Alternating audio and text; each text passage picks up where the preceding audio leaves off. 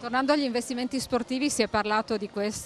dell'ultimo nell'Udinese come main sponsor, cosa ci dice? Ne parlerò nei prossimi giorni,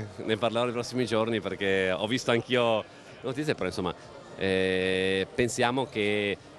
utilizzare anche le eccellenze della regione, in questo caso dello sport,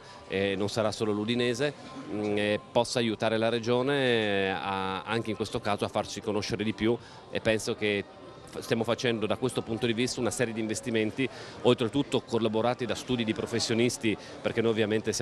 vogliamo vedere quanto c'è di ritorno da quell'investimento, oltre al piacere ovviamente di sponsorizzare realtà importanti, però devo dire ci hanno confortato in questa scelta. Io ho sempre detto che dobbiamo ragionare anche nella promozione della nostra regione come se fosse un'azienda privata. L'azienda privata prevede un investimento e prevede un ritorno che, per quanto riguarda un ente pubblico, non è il fatturato, ma ritorni in termini di immagine, di turismo, di attrattività.